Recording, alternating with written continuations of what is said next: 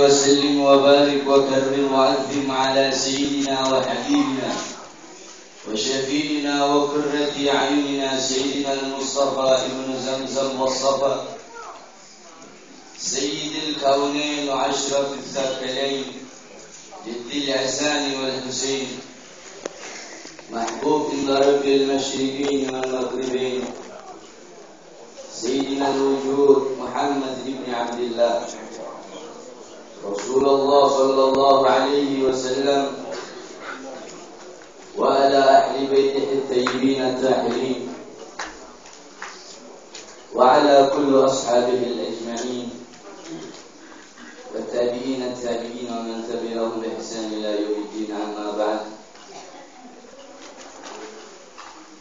yang saya muliakan para habaib, para kiai, para asatidz, para alim ulama, wabil khusus guru kita Kiai Haji Fakhruddin Al-Bantani, guru kita Kiai Haji Lutfi Zawawi, guru kita Habib Lutfi bin Muhammad Al-Haddad, Habib Husain bin Syihad Habib Bahir Al-Tirib, beserta seluruh bapak-bapak dan ibu-ibu sekalian yang dimuliakan oleh Allah Subhanahu wa taala. Alhamdulillah, segala puji dan syukur kehadirat Allah Subhanahu wa taala yang telah mengumpulkan kita di tempat yang mulia ini, yang telah menggerakkan hati kita untuk hadir di majlis yang mulia ini, yang telah menggerakkan langkahan kaki kita untuk duduk di majlis yang mulia ini, sebagai bukti bahwasanya kita semua yang duduk di tempat ini adalah hamba-hamba yang dikehendaki oleh Allah untuk diberikan petunjuk dan hidayah oleh Allah Subhanahu wa taala. Amin ya Allah, amin.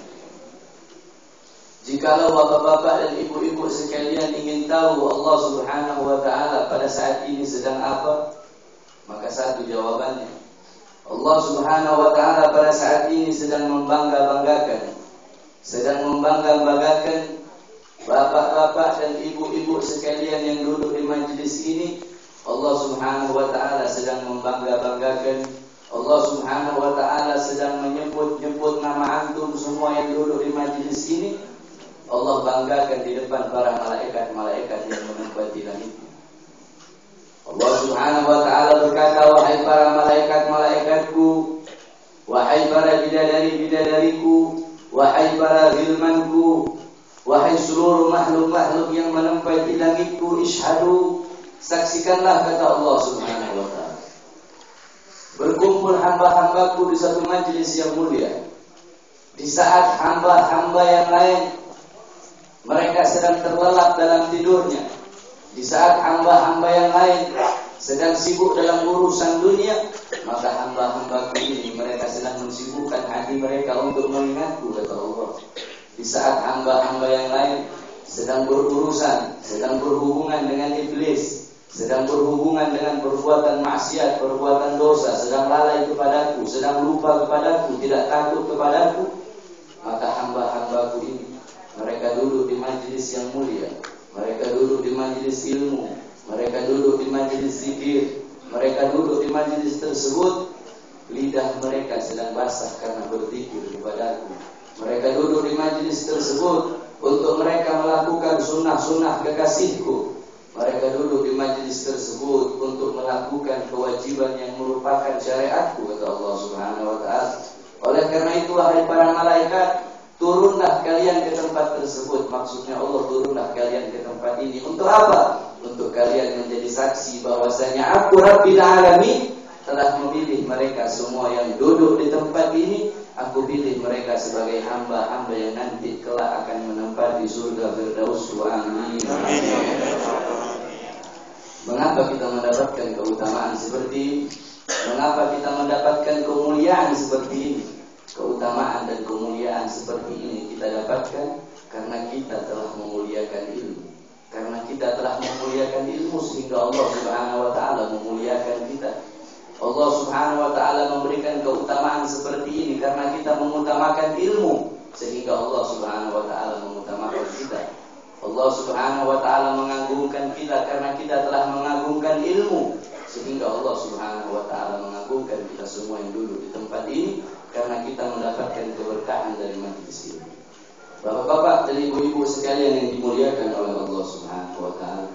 Pada kesempatan yang mulia ini saya akan membuka kitab Manhajus Sawi Syarah Usul Thariqah Sayyidi Ali Ba'alawi. Kitab yang akan menjelaskan tentang Thariqah Alawiyyin. Thariqah Alawiyyin adalah jalannya para as-salafun salih. Thariqah Alawiyyin adalah jalannya para habaib zaman dulu. Thariqah Alawiyyin adalah jalannya orang-orang soleh, jalannya orang-orang yang dekat dengan Allah Subhanahu wa taala.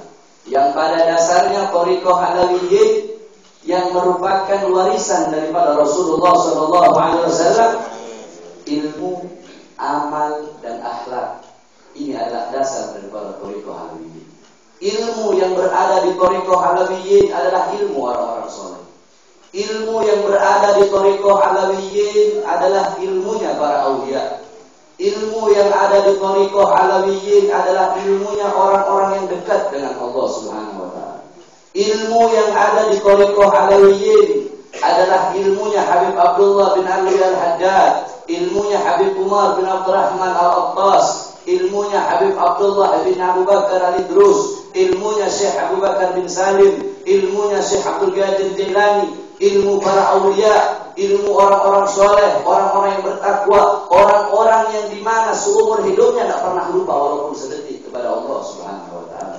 Ilmunya orang-orang yang wajahnya tidak pernah sepi dari cahaya Allah Subhanahu wa taala. Ilmunya orang-orang yang di setiap langkahan kakinya dihitung ibadah oleh Allah Subhanahu wa taala. Ilmunya orang-orang yang dari lisannya kata-kata yang keluar adalah hikmah. Ilmunya orang-orang yang menjadikan Nabi Muhammad sebagai pedoman. Ilmunya orang-orang yang menjadikan Nabi Muhammad sebagai teladan. Ini adalah ilmu yang berada di Thariqah Alawiyyin. Thariqah datuknya para habaib terus sampai kepada Sayyidina Muhammad Rasulullah SAW. Amal soleh, amal perbuatan yang ada di Thariqah Alawiyyin adalah amalnya orang-orang yang soleh.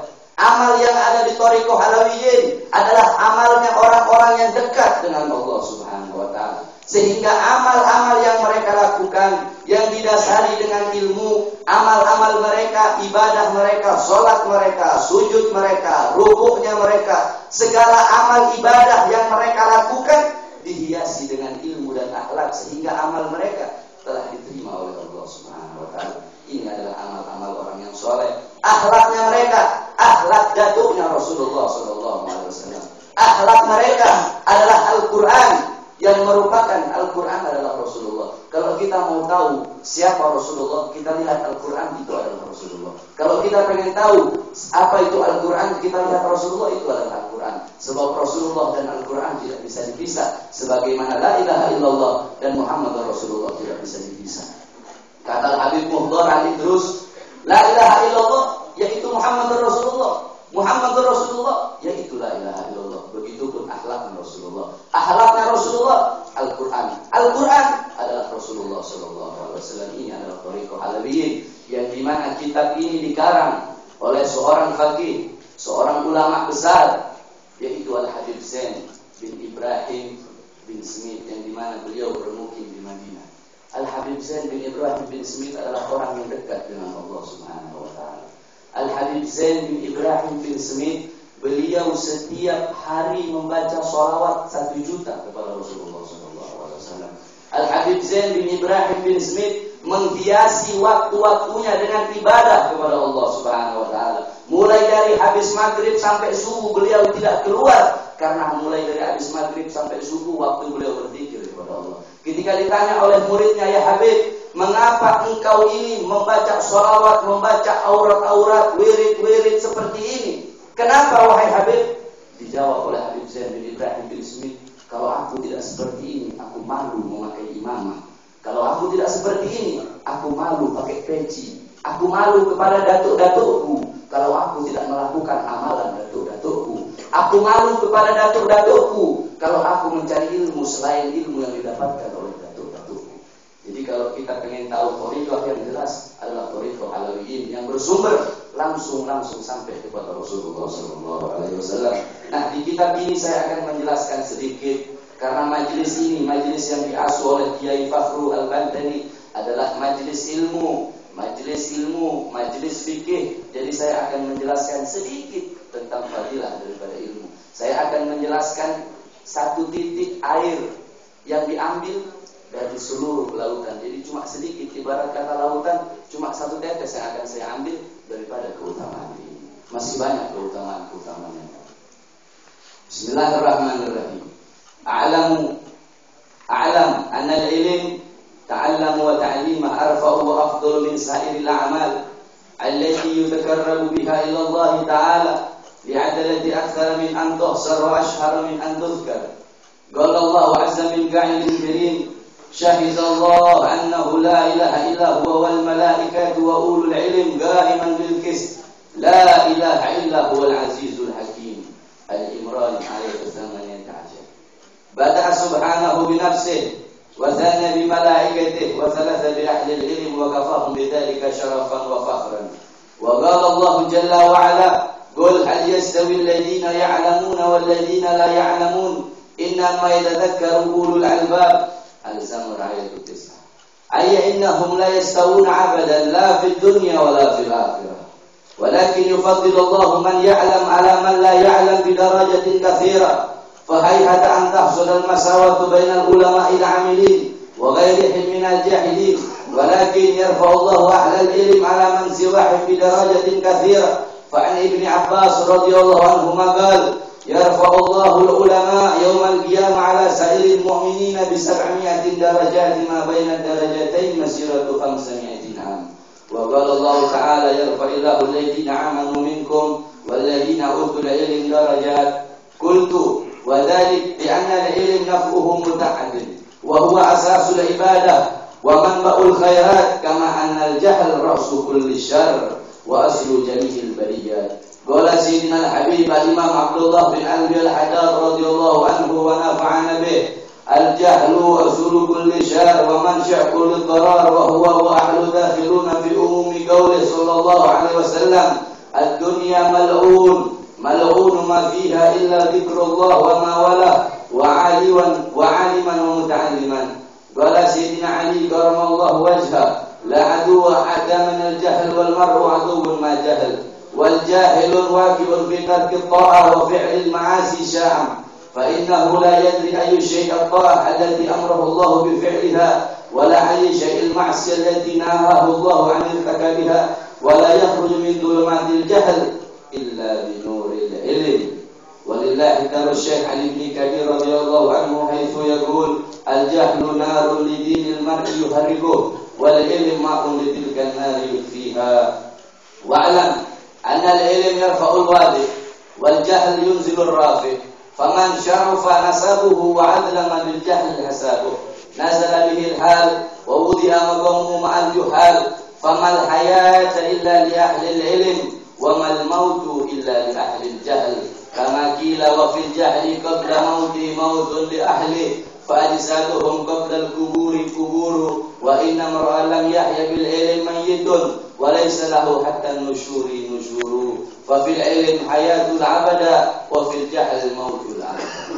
Bapak-bapak dan ibu-ibu sekalian yang dimuliakan oleh Allah Subhanahu wa taala, kitab ini menjelaskan tentang begitu utamanya ilmu, begitu mulianya ilmu, begitu agungnya ilmu, sehingga orang-orang yang alim, orang-orang yang berilmu, yang dekat dengan Allah, yang bertakwa dengan Allah, keadaannya mereka, perbuatannya mereka, halnya mereka, tindakannya mereka, ucapannya mereka, ibadahnya mereka, sujudnya mereka, rukuknya mereka, waktu-waktunya mereka, apapun yang mereka lakukan di dunia tidak akan pernah sama dengan orang-orang selain dari mereka.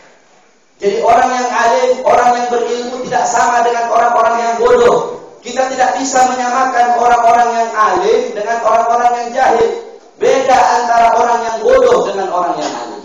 Orang yang berilmu, para kiai, para ustadz, mereka orang-orang yang memiliki ilmu, duduknya orang alim, duduknya ibadah kepada Allah Subhanahu wa taala. Orang alim, makannya ibadah kepada Allah Subhanahu wa taala. Orang alim, tidurnya ibadah kepada Allah Subhanahu wa taala. ketika dia mau mengamalkan ilmu, ketika dia mau mengajar ilmu, setiap langkahan kakinya dihitung ibadah oleh Allah Subhanahu wa taala. Orang alim, kita dekat dengan mereka mendapat rahmat. Jangankan kita dekat dengan mereka, kita menyebut nama mereka turun rahmat, apalagi dekat dengan orang alim, apalagi mengambil ilmu dari orang-orang alim.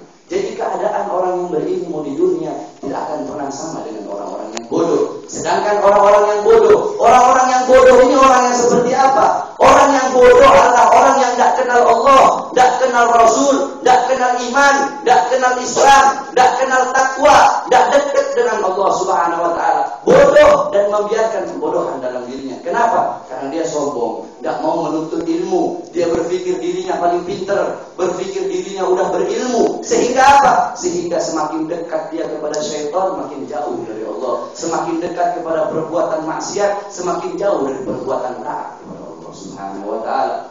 Orang bodoh, walaupun pangkatnya di dunia tinggi, walaupun pangkatnya jenderal, walaupun presiden, tapi kalau tidak berilmu, tidak punya ilmu, bukan ilmu dunia, ilmu agama, ilmu tauhid, ilmu fikih, ilmu akhlak, ini yang merupakan ilmu hal, ilmu yang diwajibkan dalam Islam, bukan ilmu dunia, bukan ilmu matematika, bahasa Inggris, IPA dan IPS, bukan. Jadi walaupun presiden kalau tidak punya ilmu, makomnya sama dengan orang-orang yang bodoh, tidak bisa disamakan. Walaupun siapapun yang memiliki kedudukan tinggi, kedudukan yang agung, kedudukan yang mulia dalam satu negara, tetapi jika dia tidak berilmu, maka dia adalah orang-orang yang bodoh. Jadi tidak akan pernah sama keadaan orang yang berilmu dengan orang-orang yang bodoh. Terus bagaimana orang-orang yang berilmu?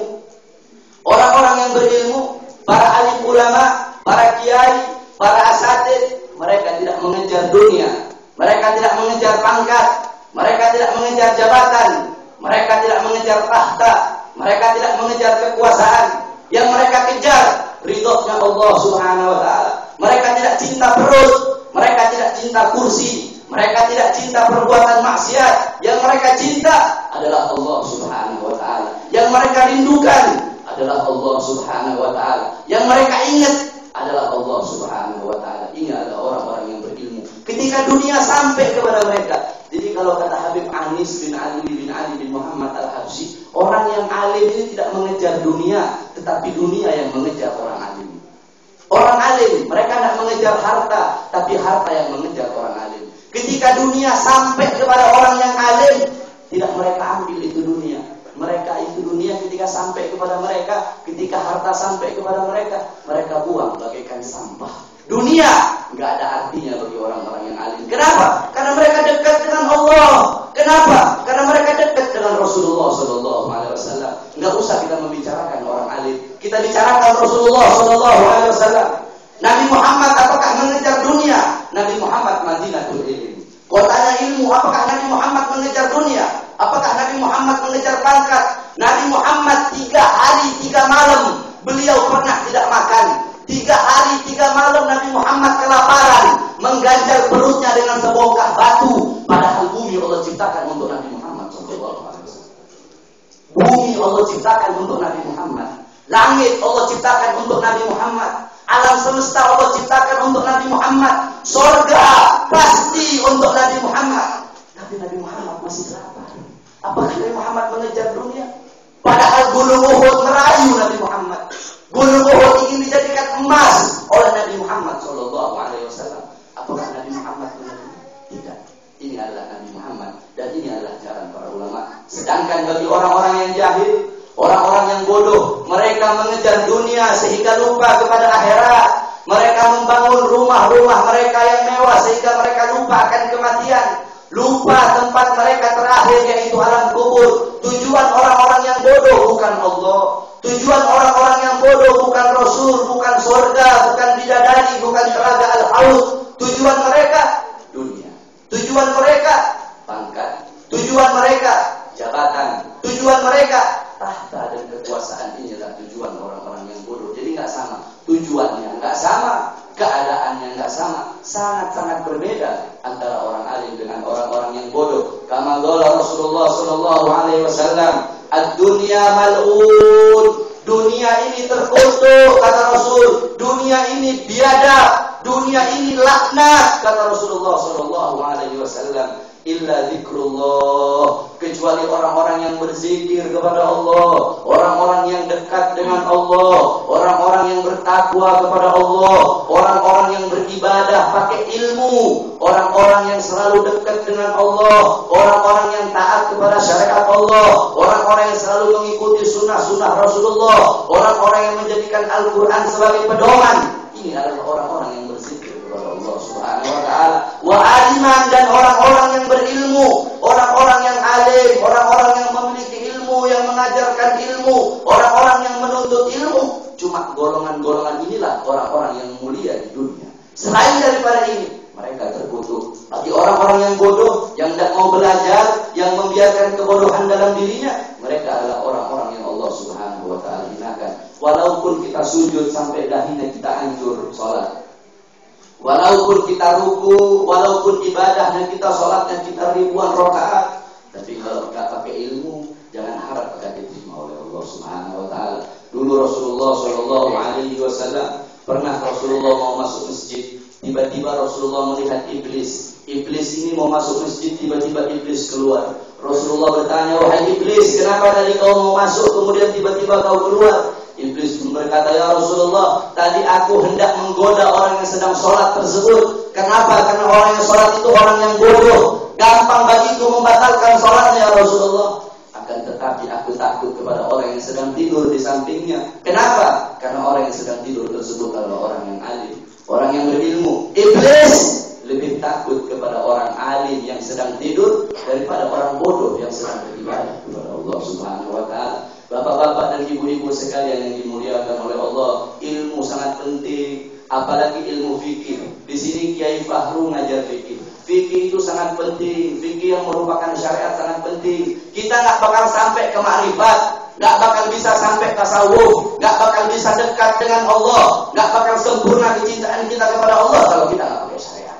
Syariat sangat penting. Ibarat kata membangun rumah, kata Imam Syafi'i, ilmu-ilmu ibarat kata membangun rumah, ilmu tauhid adalah fondasi dalam membangun rumah. Syariat adalah tiang yang memperkokoh tauhid, yang memperkokoh atap. Jadi atap ini baru ilmu ma'rifat. Ilmu tasawuf ini adalah atap. Ilmu tiangnya daripada bangunan tersebut adalah ilmu fikih. Ini sangat penting. Kata Rasulullah, banyak orang masuk neraka karena apa? Karena kencing. Kenapa? Karena banyak orang-orang nggak mau belajar fikih, sehingga sholatnya sia-sia, nggak diterima oleh Allah Subhanahu wa ta'ala. Oleh karena itu kita istiqomah dalam belajar. Kenapa? Karena sangat pentingnya, sampai-sampai Rasulullah bilang, dari tempatmu ke tempat menuju ilmu, dari tempatmu ke tempat menuntut ilmu, tetap wajib kau seberangi walaupun dihalangi oleh lautan api, karena begitu pentingnya untuk menuntut ilmunya Allah Subhanahu wa ta'ala. Wa'lam anal ilma yarfa'ul wajib wal jahlu yunzilur rafi'. Faman syarafa nasabuhu wa adrama bil jahl hasabuhu.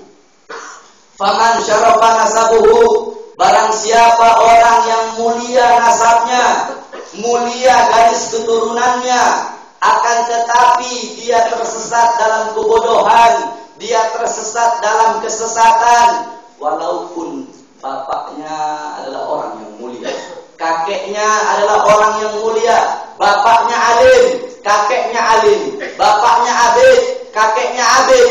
Tetapi jikalau anaknya tidak sama seperti bapak-bapaknya, jikalau anaknya tidak sama seperti kakek-kakeknya, anak tersebut tidak bisa disamakan seperti bapak dan kakeknya. Contoh, ada seorang yang dimana orang ini punya bapak orang alim, kakeknya orang alim, kakeknya orang alim, tetapi dia ini bodoh, dia nggak mau belajar. Kenapa? Karena dia membanggakan bapaknya, membanggakan kakek-kakeknya yang alim, sehingga dia tidak mau belajar. Apakah dia bisa disamakan dengan bapak-bapaknya yang alim? Nah, jadi kalau cuma mau mengandalkan nasab, kalau mau mengandalkan garis keturunan, seumpama ada seorang habib, ini habib bapaknya alim, ini habib kakeknya alim, tetapi habib tersebut dia tidak memiliki ilmu. Dalam segi nasab dia mulia, tetapi dalam segi amal ilmunya tidak ada. Jadi ilmu di sini sangat-sangat membedakan suatu kepribadian, suatu orang, ilmu yang membedakan. Karena apa? Dengan ilmu, jikalau kita mengetahui ilmu, kita bisa membedakan mana yang baik, mana yang buruk, mana yang halal, mana yang haram, mana kawan, mana lawan. Sampai-sampai qala Rasulullah sallallahu alaihi wasallam, innallaha wa malaikatihi wa ahlas samawati hatta namlata fil hujr wa hatta al-huta fil bahr la yusalluna illa mu'allimin nasil khair. Kata Rasulullah sallallahu alaihi wasallam, sesungguhnya Allah Subhanahu wa taala beserta seluruh malaikat-malaikatnya, seluruh penduduk-penduduk langit, hatta namlata fil hujr, sehingga semut-semut yang berada di dalam lubangnya, wa hatta al-huta fil bahr, dan ikan-ikan yang berada di dalam lautan, mereka tidak akan berdoa kecuali mereka akan mendoakan kepada orang-orang yang mengajarkan kebaikan. Siapa? Mereka adalah para alim ulama. Wa fil jahal qabla mauti mautun li ahli fa ajsaduhum qabla al-quburi quburu. Wa fil jahal qabla mauti mautun li ahli, bagi orang-orang yang bodoh, bagi orang-orang yang tidak mau belajar, qabla mauti mautun li ahli, sebelum kematian datang kepadanya, sesungguhnya dia telah mati. Jadi kalau orang bodoh enggak usah nunggu mati. Orang bodoh yang tidak mau belajar, sebelum kematian datang kepadanya, sesungguhnya dia telah mati. Ini adalah orang bodoh. Wa ajsaduhum qabla al-quburi quburu, jasad orang yang bodoh, jiwa orang yang bodoh, raga orang yang bodoh, sebelum jasadnya dikuburkan, sesungguhnya jasadnya telah terkubur. Sebagaimana kata Sayyidina Ali, orang yang bodoh walaupun dia berjalan di siang hari, tetap dia bagaikan bangkai, tetap dia bagaikan mayat. Walaupun dia berjalan di siang hari, sesungguhnya keadaan orang tersebut adalah orang yang mati. Sedangkan bagi orang-orang yang berilmu, wa mal hayata illa li ahlil ilm, tidak ada kehidupan kecuali bagi orang-orang yang berilmu. Orang yang berilmu kehidupannya abadi, bukan berarti dia tidak mati. Orang yang alim mati, apanya yang hidup? Ilmunya hidup, amalnya hidup. Coba kita lihat Habib Abdullah bin Alwi Al-Haddad. Habib Abdullah bin Alwi Al-Haddad adalah seorang imam daripada Thariqah Alawiyah. Habib Abdullah bin Alwi Al-Haddad dikatakan oleh Sayyid Husain Bafaddal. Sayyid Husain Bafaddal berkata, lautan syariat adalah Syekh Abdurrahman Al-Makki, lautan ma'rifat adalah Muhammad ibn Alwi. Tetapi ketika aku berjumpa dengan Abdullah bin Alwi Al-Haddad, aku melihat kedua lautan ilmu tadi bertemu di dalam diri Habib Abdullah bin Alwi Al-Haddad. Sehingga Habib Abdullah bin Alwi Al-Haddad menjadi lautan yang tidak memiliki daratan. Ketika Habib Abdullah bin Alwi Al-Haddad lahir, para ulama, para aulia, para fuqaha, para hukama, mereka semua berkata, pada saat ini matahari menjadi dua. Matahari yang pertama, matahari yang di langit. Matahari yang kedua adalah Habib Abdullah bin Alwi Al-Haddad. Apa yang menjadikan beliau seperti ini? Ilmu beliau, amal beliau. Habib Abdullah telah meninggal ratusan tahun yang lalu, tetapi demi Allah sampai detik ini tidak ada seorang pun dalam satu hari yang tidak menyebut nama Habib Abdullah bin Alwi Al-Haddad. Tidak ada seorang pun dalam satu hari yang tidak membaca ratib Al-Haddad. Berarti beliau hidup dalam ratib haddadnya, beliau hidup dalam syarah ratib haddadnya, beliau hidup dalam kitab-kitabnya, hidup dalam masahibud diniyahnya, beliau hidup dalam pecinta-pecintanya. Habib Ali bin Muhammad Al-Habsyi, sahibul maulid Jibtud Durar, yang dimana Habib Ali setiap majelisnya beliau berkata, Al-an Rasulullah an yamini, Khalilullah Ibrahim an yasiri. Kata Habib Ali setiap majelisnya Habib Ali, sekarang Rasulullah duduk di sebelah kananku, sekarang Nabi Ibrahim duduk di sebelah kiriku. Apakah itu beliau dapatkan dengan begitu saja? Enggak. Itu semua beliau dapatkan dengan apa? Dengan menuntut ilmunya Allah Subhanahu wa taala. Habib Abdullah bin Alwi Al-Haddad, apakah beliau dapatkan itu semua dengan gampang? Enggak. Beliau dapatkan itu dengan bertahun-tahun menuntut ilmunya Allah Subhanahu wa taala. Wa li ba'dihim ta'allam falaisal mar'u yuladu aliman. Belajarlah. Falaisal mar'u yuladu aliman, karena tidak ada seseorang pun yang dilahirkan dalam keadaan alim. Habib Abdullah bin Alwi Al-Haddad, apakah beliau dari lahir enggak belajar langsung seperti itu? Tidak. Habib Ali bin Muhammad Al-Habsyi, apakah beliau tidak belajar? Tidak. Beliau semua belajar. Jangankan beliau, Rasulullah sallallahu alaihi wasallam. Qala Rasulullah, "Adabani Rabbi fa ahsana ta'dibi." Kata Rasulullah, Allah yang mendidikku, Allah yang mengajariku, sehingga aku menjadi manusia yang berilmu, sehingga aku menjadi manusia yang paling berakhlak mulia. Allah Subhanahu wa taala yang mengajari Rasulullah. Nah, Rasulullah saja belajar kepada Allah. Para sahabat-sahabat Nabi yang mulia, Sayyidina Ali, Sayyidina Umar, Sayyidina Utsman, Sayyidina Abu Bakar, mereka semua yang alim-alim belajar kepada Rasulullah. Kenapa? Karena tidak ada seorang pun manusia yang dilahirkan dalam keadaan berilmu. Ibarat kata nggak ada bayi lahir keluar jenggot, nggak ada bayi lahir tumbuh kumis, bertahap. Nah begitu pun dalam menuntut ilmunya Allah Subhanahu Wa Taala. Jadi orang yang alim, orang yang berilmu, hidupnya abadan selama-lamanya. Beliau selalu hidup di dalam amal-amal yang soleh. Beliau selalu hidup di dalam ilmu-ilmunya, hidup di dalam kitab-kitabnya. Kenapa? Mereka itu semua dapatkan dengan apa? Dengan menuntut ilmunya Allah Subhanahu Wa Taala. Oleh karena itu kita jangan pernah bosan untuk menuntut ilmunya Allah Subhanahu Wa Taala. Apalagi majlis ini adalah majlis fikih. Qala Rasulullah sallallahu alaihi wasallam, majlis fikih khairu minal ibadah sittin. Kata Rasulullah sallallahu alaihi wasallam, satu kali pertemuan majelis fikih. Contoh Ustaz Fahru ngajar di sini sekali. Cuma sekali Ustaz Fahru ngajar, bahas bab salat, bahas bab istinja, bahas bab thaharah. Sekali pertemuan majelis fikih lebih mulia, lebih utama, lebih bermanfaat, lebih agung daripada ibadah 60 tahun tetapi tidak memakai ilmu. Lihat bagaimana mulianya, bagaimana keutamaannya daripada majelis fikih. Qala al-Imam Al-Habib Abdullah bin Al-Haddad, suratul ilm khairun min suratil bahri wal bar, khairun min suratil syamsi wal qamar, khairun min suratin nujum fis sama.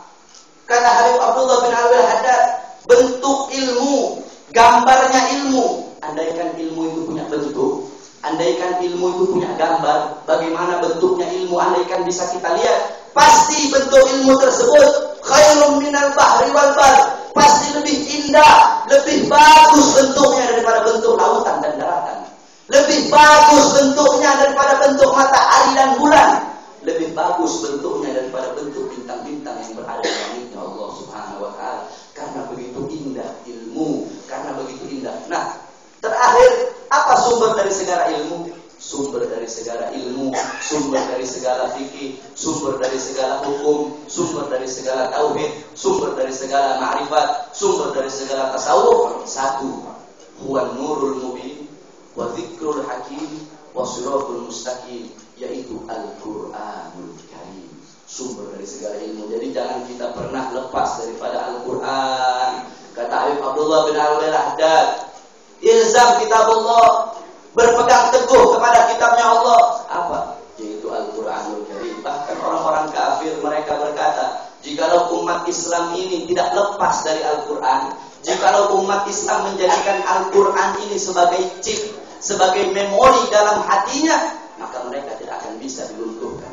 Mereka tidak akan bisa dihancurkan selama orang-orang Islam berpegang teguh kepada Al-Quran. Tapi banyak orang-orang Islam sekarang, mereka menjadikan Al-Quran sebagai tontonan. Seakan-akan Al-Quran bukan kalamnya Allah. Seakan-akan Al-Quran itu kitab-kitab biasa. Mereka taruh begitu aja, nggak pernah mereka baca, nggak pernah mereka tafsirkan itu Al-Quran. Ini adalah orang-orang yang merugi di dunia dan di akhirat. Oleh karena itu, bapak-bapak dan ibu-ibu sekalian, jangan pernah kita jauh dari ulama, jangan pernah jauh dari Kiai Fahru, jangan pernah jauh dari Kiai Lutfi. Selalu ambil ilmu dari beliau. Kenapa? Karena beliau adalah pewaris Rasulullah. Rasulullah nggak mewariskan harta, Rasulullah nggak mewariskan pangkat. Warisan Rasulullah ilmu. Ilmu kita bisa dapatkan melalui siapa? Jikalau bukan melalui para guru-guru. Laula murabbi ma araftu rabbi. Jikalau bukan karena seorang guru, kita tidak akan mengenal Allah. Jikalau bukan karena seorang guru, kita tidak akan mengenal tauhid, tidak akan mengenal fikih, tidak akan mengenal iman, tidak akan mengenal Islam. Jikalau bukan karena seorang guru. Oleh karena itu kita jangan jauh dari guru, jangan jauh dari kiai. Man tasyabbaha biqaumin fahuwa minhum. Barang siapa yang mengikuti suatu kaum, maka dia sama dengan kaum tersebut. Jikalau kita mengikuti para ulama salaf, mengikuti para ustaz, mengikuti para kiai, kita sama dengan mereka. Mereka dimuliakan oleh Allah, beliau dimuliakan oleh Allah, kita pun akan dimuliakan oleh Allah Subhanahu Wa Taala. Ada satu cerita bapak-bapak dan ibu sekalian, cerita yang sangat menggugah hati, cerita yang dimana cerita ini bisa kita ambil hikmah.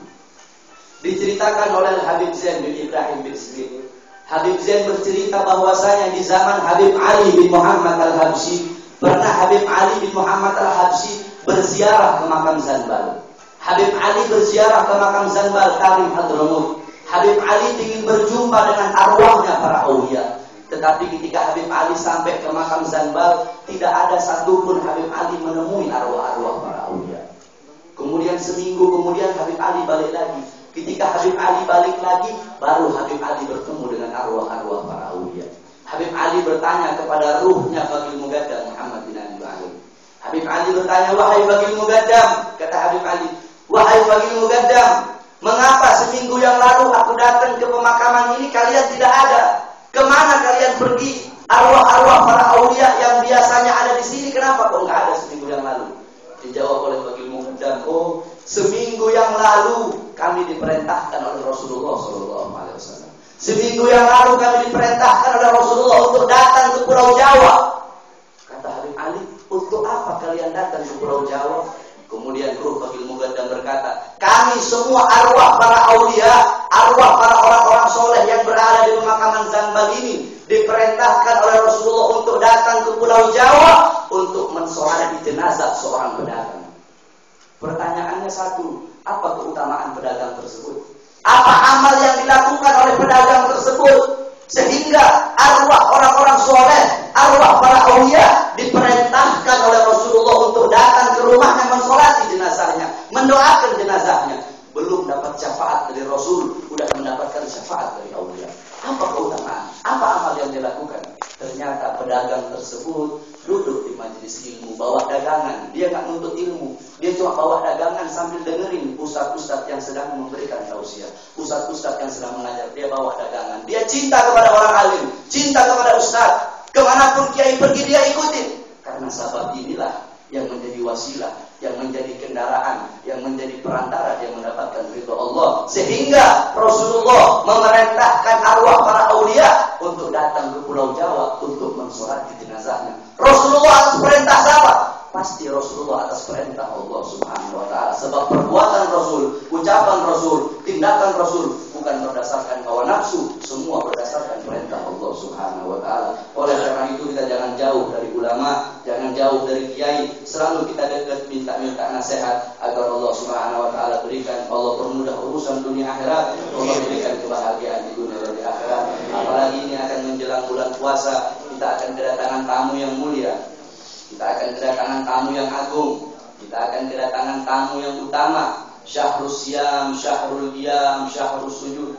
Bulan yang penuh dengan keberkahan, bulan yang penuh dengan kemuliaan, bulan yang dimana di bulan-bulan tersebut orang-orang harus bangun malam untuk berbanyak ibadah kepada Allah Subhanahu wa taala.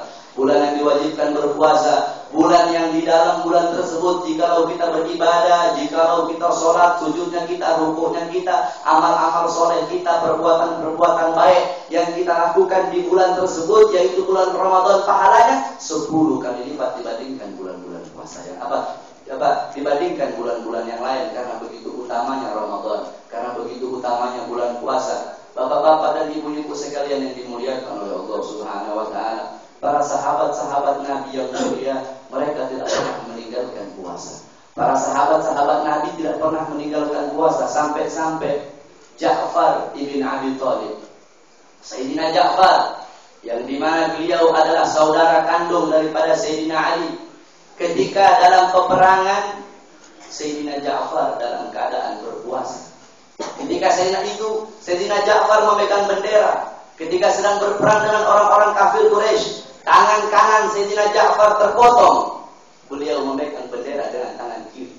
Tangan kiri beliau terpotong. Beliau memegang bendera dengan kedua bahunya. Sampai-sampai di dalam riwayat, tubuh beliau 97 sayatan pedang yang ada di tubuh beliau. Kemudian salah satu sahabat Nabi berkata, wahai Ja'far, berbuka puasalah engkau minum sedikit wahai Ja'far. Apa kata Sayyidina Ja'far? Tidak, aku tidak akan minum karena aku dalam keadaan berpuasa. Sahabat pun berkata, wahai Ja'far, Allah Subhanahu wa taala memberikan keringanan kepadamu. Engkau dalam keadaan terluka, kedua tanganmu terputus wahai Ja'far. Tidak apa-apa engkau minum seteguk air ini wahai Ja'far. Apa kata Sayyidina Ja'far? Biarlah aku nanti berbuka puasa di surganya Allah Subhanahu wa taala. Bahkan dalam keadaan seperti itu, Sayyidina Ja'far tidak membatalkan puasanya. Oleh karena itu, nanti di bulan Ramadan, mulai sekarang kita sucikan hati kita dari penyakit-penyakit hati, dari iri, dari dendam, dari hasud, sehingga kita masuk bulan suci Ramadan bersih kita punya hati, sehingga kita bisa khusyuk beribadah kepada Allah Subhanahu wa taala. Semoga majlis ini menjadi majlis yang berkah, menjadi majlis yang mulia, menjadi majlis yang diridhai oleh Allah Subhanahu wa taala. Jikalau kita ada yang datang ke majlis ini bawa dosa, insyaallah bawa pengampunan dari Allah. Jikalau kita ada yang datang ke majlis ini bawa kesesatan, insyaallah pulang bawa petunjuk dari Allah. Jikalau kita ada yang datang ke majlis ini hati kita dibutakan oleh Allah, insyaallah pulang dari majlis ini hati kita dipenuhi dengan cahaya keilmuan Allah Subhanahu wa taala. Bismillahirrahmanirrahim. Rabbi fanfa'na bi barakatihi wa hdina husna bi hurmatihi wa a'idna fi tariqatihi wa ma'afidna bidani. Ya Rabbana ya Rabbana ya Rabbana atina fid dunya hasanah hasanatul iman wa hasanatul islam wa hasanatul ilm wa hasanatul ibadah. Fid dunya hasanah wa fil akhirati hasanah wa qina adzabannar. Wa sallallahu ala sayyidina Muhammadin sallallahu alaihi wasallam.